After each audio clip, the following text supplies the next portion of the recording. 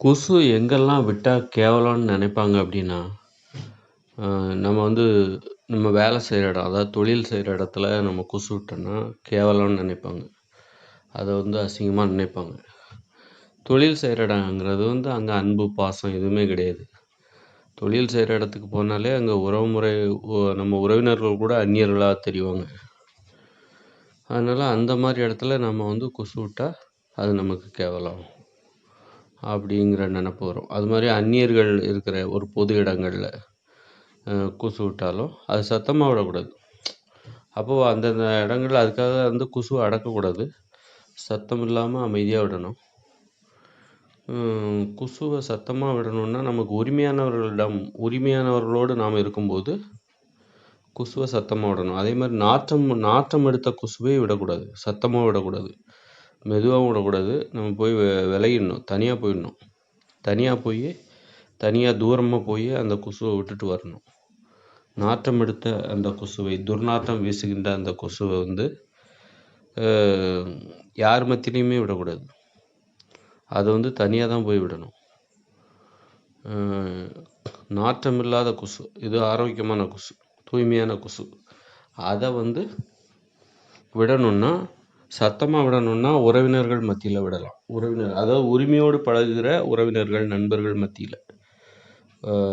நம்ம கொசு சத்தமாக விட்டால் தப்பாக நினச்சிக்க மாட்டாங்க அப்படிங்கிற மாதிரியான இடத்துல சத்தமாக விடலாம். அதே நேரத்தில் ஆரோக்கியமான அந்த கொசு, அதாவது துர்நாற்றம் இல்லாத அந்த கொசு வந்து நம்ம ஒரு தொழில் செய்கிற இடத்துல 4 பேர் அந்நியர்கள் இருக்கிற ஒரு பொது வெளியில் இருக்கும்போது அமைதியாக விடணும். இது கொசு விடுவதற்கான நாகரிகம், ஒரு வழிமுறை அப்படின்னு கூட இதை சொல்லலாம். கொசு விட தெரிஞ்சிருக்கணும், எங்கே விடணும், எப்படி விடணும், எங்கே விடக்கூடாது, விடக்கூடாத ஒரு கொசுவை எங்கே போய் விடணும், தனியாக போய் விடணும், 4 பேர் மத்தியில் விடுவதற்கு தகுதியான கொசு எது அப்படின்னு தெரிஞ்சு விடணும். இதுதான் வந்து கொசு விடுவதற்கான நாகரிகம்,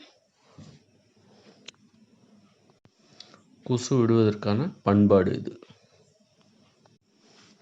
அதே சமயம் உரிமையோடு பழகுகிற உறவினர்களாக இருந்தாலும் சரி, நண்பர்களாக இருந்தாலும் சரி, ஒரு சீரியஸாக ஒரு விஷயம் பேசிகிட்டு இருக்கும்போது சத்தமாக கொசு விடக்கூடாது.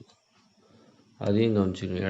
இடம் ரொம்ப ஜாலியாக இருக்கும்போது தான் அந்த கொசு விடணும். சத்தம் விடுவதாக இருந்தால், சத்தமாக அந்த கொசுவை விடுவதாக இருந்தால், அதாவது துர்நாற்றம் இல்லாத கொசுவை சத்தமாக விடுவதாக இருந்தால், அது நண்பர்களோடு, உரிமையோடு பழகுகிற நண்பர்களோடு, உறவினர்களோடு இருந்தால், சந்தோஷமாக இருக்கிற நேரத்தில், ஜாலியாக விளையாடுற நேரத்தில், அந்த மாதிரி நேரத்தில் தான் அது விடணும். ரொம்ப சீரியஸாக ஒரு விஷயத்தை பேசிகிட்டு இருக்கும்போது விடக்கூடாது.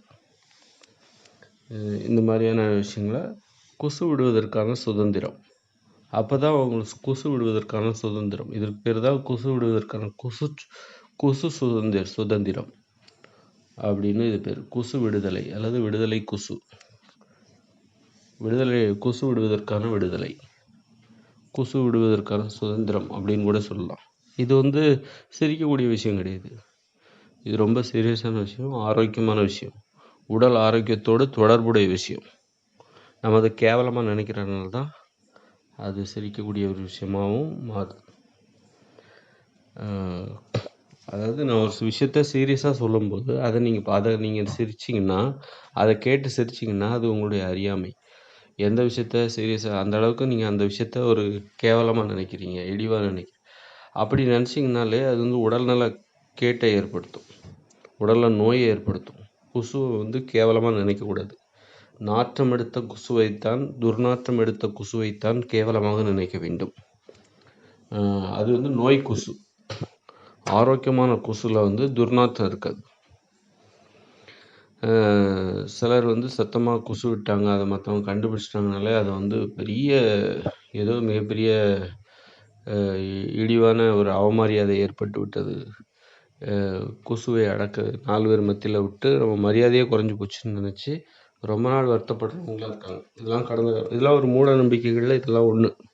இதனால தான் நோயெல்லாம் வந்தது. இந்த மாதிரி உடலோட ஒரு இயற்கையான செயல்பாடுகளில் நம்ம வந்து இதெல்லாம் மோசமானது, இதெல்லாம் வெளியே சொல்லக்கூடாது, இதெல்லாம் கூச்சப்படுறது, இது கேவலமாக நினைக்கிறது, இப்படி நிறைய விஷயங்களை நினச்சனால தான்